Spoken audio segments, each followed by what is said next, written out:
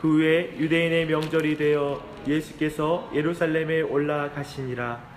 예루살렘에 있는 양문 곁에 히브리 말로 베데스다라 하는 못이 있는데 거기 행각 5이 있고 그 안에 많은 병자, 맹인, 다리 저는 사람, 혈기 마른 사람들이 누워 물의 움직임을 기다리니 이는 천사가 가끔 못에 내려와 물을 움직이게 하는데 움직인 후에 먼저 들어가는 자는 어떤 병이 걸렸든지 낫게 되밀어라. 거기 38배 된 병자가 있더라. 예수께서 그 누운 것을 보시고 병이 벌써 오래된 줄 아시고 이르시되 내가 낫고자 하느냐. 병자가 대답하되 주여 물이 움직일 때 나를 못에 넣어주는 사람이 없어 내가 가는 동안에 다른 사람이 먼저 내려가나이다.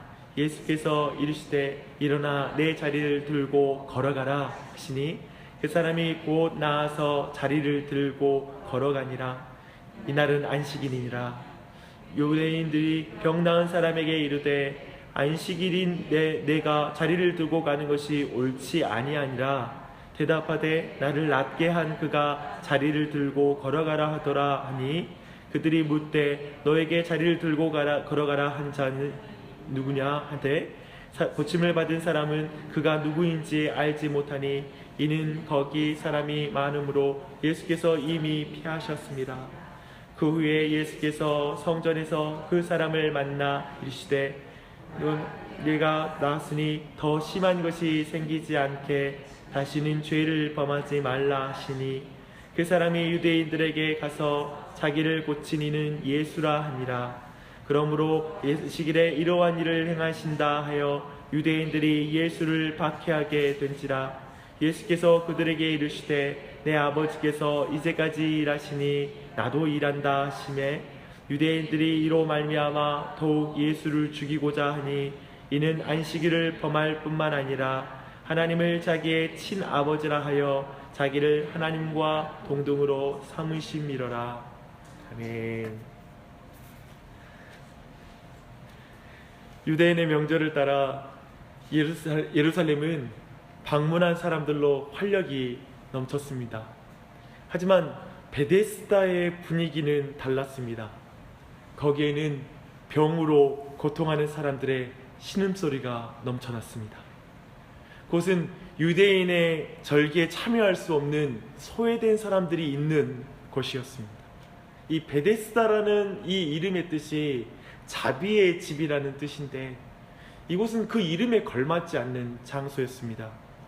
왜냐하면 물이 동하면 가장 먼저 그 물에 들어가야 되기 때문에 가장 경쟁적인 장소였지 자비가 있는 장소가 아니었던 것이죠. 오늘 보았던 오늘 보았던 38년 된 이 병자 또한도 아무도 도와준 적이 없었던 것 같습니다. 그래서 자신은 여기 있었지만 고칠 수 없다라고 하는 장면을 보아 이곳은 자비의 집이 아니라 경쟁의 집. 그래서 그 경쟁에 어쩌면 가장 밀려나는 사람들이 소외받는 곳이라고 할 수 있을 것입니다. 특별히 물이 동하면 가장 먼저 들어가는 사람이 치유받는다는 것은 사실은 오늘 말씀에 기록된 게 해석하기 어려운데요. 사실은 미신적인 믿음이었습니다. 즉 미신에 사로잡힌 장소였던 것입니다. 그런데 그곳에 예수님이 의도적으로 찾아가십니다. 그리고 거기서 또 의도적으로 거기에 누워있는 한 병자에게 찾아갑니다. 38배 된 병자는 유대인의 명절과 자비의 집에서 가장 무력한 자로 누워있는 것이고 가장 비참한 자로 지금 누워있는 것입니다. 네, 그를 예수님이 찾아가십니다.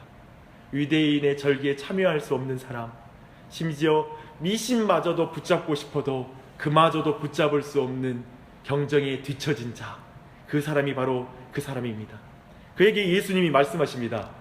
내가 낫고자 하느냐? 이게 첫 마디입니다. 내가 낫고자 하느냐? 생각해보면 말씀으로 왕의 신하를 먼 곳에서 왕의 신하의 아들을 고치셨잖아요. 그 능력의 예수님이 지금 바로 앞에 있는데 그것도 모르고 그 병자는 엉뚱한 대답을 합니다. 한마디로 말하면 스피드 경쟁에 늘 밀리니 고쳐질 리가 있습니까? 라고 이렇게 말하는 것이죠. 그 사람이 자신이 고침받지 못하는 이유는 늘 그가 생각했던 한 가지밖에 없어요. 난 늘 이 경쟁에서 뒤지는 자이기 때문에 고침 못 받은 거야 라고 생각하는 사람이었습니다. 그의 말은 예수님께 물이 동하면 나 좀 옮겨주세요 하는 말이에요. 예수님은 내가 고침받기를 원하느냐 물어봤는데 나 좀 옮겨주세요, 이 말을 지금 엉뚱하게 기도하고 있는 것입니다. 예수님에게 무엇을 기대해야 될지 전혀 감을 잡지 못하는 사람, 그 사람이 바로 이 사람입니다. 그럼에도 예수님은 그 병자에게 말씀하십니다. 일어나 내 자리를 들고 걸어가라. 놀라운 은혜의 말씀이시죠. 그 사람이 곧 자리를 들고 걸어갑니다. 사실 이 사건은 유독 예수님의 자비로우심을 드러냅니다. 예수님은 먼저 이 병자에게 다가가셨죠. 그 당시에 수많은 병자들이 예수님을 찾아왔거든요. 근데 예수님이 다가가셨어요. 왜냐하면 그 사람은 찾아올 수 있는 사람이 아니었어요. 예수님은 찾아가세요. 그리고 병자가 예수님을 알아보지 못해도, 그리고 말귀가 어두워도, 그리고 잘못된 것을 구해도 그에게 가장 필요한 것을 주십니다. 이게 바로 자비로운 우리 주 예수 그리스도이십니다. 사랑하는 여러분, 기독교 신앙에서 가장 중요한 게 뭔지 아십니까? 선하신 하나님, 이 자비로운 예수님을 만나는 것입니다. 이 아침에도 가장 중요한 게 뭔지 아십니까? 이 아침에 기도할 때 가장 중요한 믿음이 무엇인지 아십니까? 주님은 자비로운 분이셔. 내가 이 시간 기도에 나오기 전부터 나를 찾아오셨어 라고 믿는 것입니다. 그리고 오늘 이 기도의 가운데서도 내가 마땅히 구할 것을 알지 못하고 엉뚱한 것을 구해도 내가 정말 마지막에 하나님, 그러나 예수 그리스도의 뜻대로 이루어지기 원합니다라는 한마디에 내 불완전한 기도도 온전하게 응답해 주실 거야 라고 믿는 그 믿음이 가장 기독교에서 중요한 믿음입니다. 이 아침에 그 믿음 안에 기도하십시오. 그런데 오늘 이야기를 쭉 보니까 여기에서 마치면 딱 좋잖아요. 그런데 남은 이야기가 있습니다. 10절 이하의 이 사건의 관계에서 특별히 저는 세 사람을 주목하고 싶습니다. 하나님의 자비로운 행하심에 대한 세 부류의 사람이 있는 것입니다. 아마 이 세 사람의 모습에 아마 우리들이 겹쳐 있을 것입니다. 찬찬히 보시면서 거기에서 기도 제목을 발견하시기 바랍니다. 첫 번째는 먼저 치료받은 사람입니다. 13절을 보니까 자신을 고친 그가 누구인지 못하니 라고 이렇게 말하는 것을 볼 수 있습니다. 이 치료받은 사람은 자신에게 자비를 베푸신 분에 대해서 전혀 관심이 없는 사람이에요. 고침받고 나서 당신의 이름은 무엇입니까? 라고 묻지도 않고 그냥 떠나는 거예요. 그냥 가라니까 가는 거예요. 사실 이 모습은 무슨 말로도 좋게 보려고 해도 긍정적으로 해석할 수 없는 부분입니다. 이런 표현은 15절 말씀으로 인해서 더욱더 분명하게 말할 수 있습니다. 성전에서 예수님을 다시 만나고 나서 다시는 죄를 짓지 말라는 말씀을 듣고 나서 그가 치료된 다리로 유대인들에게 달려가요. 그리고 그 유대인들에게 달려가서 나를 고치고 안식일날 내 자리를 들고 가게 한 분이 예수님이라는 분이십니다 라고 이렇게 말합니다. 근데 이거에 대해서 참 여러 가지 해석을 합니다. 첫 번째 해석은 예수님을 그들에게 선포하고 증거하려고 갔다. 근데 두 번째는 뭐냐면 이건 예수님을 향한 배신의 행동이다. 즉 그 유대 사회에서 자신의 입지가 줄어듦으로 말미암아 비난받는 그 위치에서 나에게 이 짐을 들고 가라고 한 분이 예수님이라고 고자질하러 갔다라고 해석하는 해석. 세 번째는 이 사람이 참 순진한 사람이라서 그저 그렇게 말했다라고 말하는 그런 해석입니다. 철없는 행동이었다라고 말하는 것이죠. 근데 저는 두 번째 해석이 이 말씀에 대한 정확한 해석이라고 생각합니다. 왜냐하면 이가 유대인들에게 알리고 난 후 그 자신은 핍박받지 않고 예수님만 핍박받았다라고 지금 말씀에서 성경이 말하고 있기 때문입니다. 이렇게 되면 가장 먼저 치료받은 사람은 자비로운 예수님께 합당한 영광을 돌리지 않았다라는 걸 볼 수 있습니다.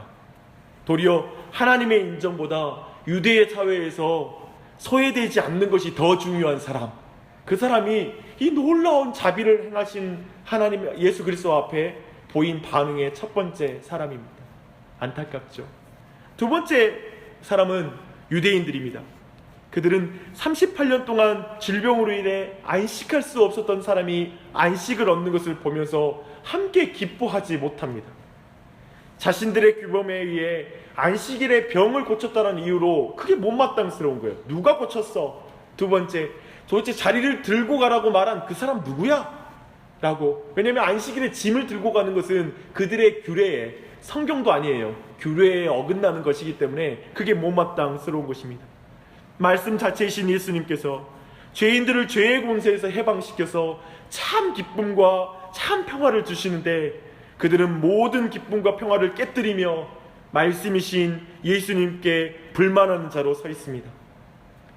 교회 안에도 참 종교적인데 말씀의 기쁨이 없는 사람, 즐거움이 없는 사람, 봉사는 많이 하는데 그저 그 마음에 규범은 가득한데 정말 참된 기쁨과 안식이 없는 사람이 얼마나 많은지요. 아마도 그 사람이 여기에 속할 것입니다. 세 번째는 예수님입니다. 저는 이 예수님께 오늘 이 아침 여러분이 주목하길 바랍니다. 예수님을 그저 짐꾼으로 이해하는 자, 그리고 예수님의 자비로운 사역에 대해서 감사하지 않는 사람을 만났습니다. 예수님의 은혜로운 행위를 비난하는 사람들, 자기 기준으로 평가하는 사람들, 그리고 예수님을 향해 분노하는 사람들, 자비를 행했는데 자비를 행한 자에게 분노하는 거예요. 그리고 하나님이신 예수 그리스도께 신성모독자라고 이렇게 비난하는 그 말을 듣는 거예요. 그렇게 모함하는 자들에게 예수님의 마음을 저는 이 본문에서 봅니다. 예수님은 그런 자들에게 지금 이렇게 말씀하고 계십니다. 나는 안식일에도 일하고 있는 안식일의 주인이다. 너희의 절기에 소외된 자, 자비의 집에서도 경쟁이 뒤처져 있는 너를 위해 쉬지 않고 일한단다. 나는 교회에서 안식하지 못하는 너를 위해, 모든 규범과 종교 속에서 지친 너에게, 이 세상에서 누구도 돌보지 않는 너, 이해할 수 없는 너, 소외된 너를 위해 난 쉬지 않고 일하는, 자비를 베푸는 하나님의 아들이란다. 이 아침에 이 음성을 들으십시오. 사랑하는 여러분, 교회라는 곳, 심지어 교회에서조차도 소외된 사람이 왜 이렇게 많습니까? 왜 교회에서조차도 경쟁에 뒤처진 듯 경쟁적인 신앙들이 넘쳐나는 곳이 교회가 아닌가 싶습니다. 정작 절기에서 소외된 자, 주일날 예배 가운데서 나와서도 예배의 은혜에 참여하지 못하는 안타까운 사람도 많이 있는 것 같습니다. 이 아침에 그런 사람이 생각난다면 그런 사람을 위해서 기도하십시오. 근데 기억하십시오. 그렇게 상처받고 소외된 자에게 예수님이 찾아가십니다. 혹시 우리가 그렇다면 예수님이 이 시간 찾아오십니다. 그리고 거기에서 정말 교회당에 나와서도 예수님을 짐꾼이라고 생각하며 기도하는 사람들, 무엇을 위해 기도하지 못하는 사람들에게도 예수님은 가장 좋은 응답을 해주실 수 있는 분이십니다. 자비의 예수님이시죠. 그 예수님께 오늘 기도하러 오신 겁니다. 그러니까 안전한 마음으로 기도하세요. 편안한 마음으로 기도하세요. 조급해하고 두려운 마음으로 기도하지 마세요. 감사함과 믿음으로 기도하십시오. 그리고 여기에 오신 예수님을 만나십시오. 사랑하는 여러분, 경쟁에 이겨서 행복할 수 있는 게 아니라 자비로운 예수님 만나야 행복한 거예요. 그 예수님을 만나시기 바랍니다. 그래서 교회 안에, 종교 안에 쉬지 못하는 사람, 안식이 없는 사람, 기쁨과 즐거움이 없는 사람들을 향해서 쉬지 않고 일하시는 분임을 드러내신 이 예수님을 기억하며 오늘 그 예수님, 자비로운 예수님을 만나는 이 아침이 되시길 바랍니다. 이 한날이 되시기를 축복합니다. 기도하겠습니다. 하나님 아버지, 오늘 이 아침에도 이 자비로운 예수님을 우리가 만나기 원합니다. 하나님, 정말 내가 주님께 멀어졌다라고 생각하는 순간 어떻게 주님께 가까이 다가갈까 근심하며 두렵습니다. 그런데 오늘 말씀을 통하여 주님이 찾아오시는구나 라는 것에서 우리가 안식할 수 있음을 고백합니다. 주님, 항상 난 하나님께 바르게 기도하지 못하는 것 같아. 늘 나는 내 자신의 문제에만 바라보지 예수님을 바라보지 못하는 것 같아 라고 생각하며 내 신앙적인 갈등 가운데 있습니다. 그러나 오늘 말씀에서 예수님을 보지 못하는 자에게도 자비를 베푸시는 예수님 때문에 이 시간 우리가 안식할 수 있습니다. 하나님, 이 시간 정말 하나님께 심지어 감사치도 못하는 것 같아서 늘 죄송스럽고 주님의 은혜에 감사하며 영광 돌리지 못해서 늘 내 마음에 두려움이 가득한데 그런 우리에게도 이 시간 자비로운 예수님을 드러내 주시니 감사합니다. 주님을 위해서 일하지 못하는 것 같아서 늘 내 마음에 안타까움이 있는데 나를 위해서 쉬지 않고 일하시는 예수님이 계시니 내가 안전합니다. 이 예수님 만나는 아침 되게 하여 주시옵소서. 그리고 혹 우리 주위에 혹시 이 안식에서 벗어난 자들이 있다면 그들을 위해서 기도하는 이 아침이 되게 해주시고 특별히 우리가 속한 교회들을 위해서 기도하는 이 아침이 되게 주시옵소서. 공동체 지체 한 사람 한 사람 떠올리면서 기도할 때 은혜 베풀어 주시옵소서. 주님, 경쟁이 가득한 이 세상 속에서 그 경쟁에 이겨서 안식하고 행복할 수 있음이 아니라 오직 자비로운 예수님을 만날 때만 우리가 안식하고 행복할 수 있는 줄 믿습니다. 이 아침 행복한 시간 갖게 해주시고 우리 모두 이 하루 동안 행복한 사람이 되게 해주시고 우리 가정, 우리 교회 주님 모두가 그 행복함을 누릴 수 있도록 은혜 베풀어 주시옵소서. 이 아침 기도합니다. 기도하는 한 사람 한 사람 성령께서 함께하여 주시고 감동하여 주시고 혹 기도가 완전하지 못해도 예수님께서 예수님의 이름으로 기도할 때 주님 그 기도가 온전하게 응답될 걸 믿고 담대하게 기도하게 해주시고 간절하게 기도할 수 있도록 우리 모두에게 은혜 베풀어 주시옵소서. 감사하며 예수님의 이름 받들어 기도합니다. 아멘.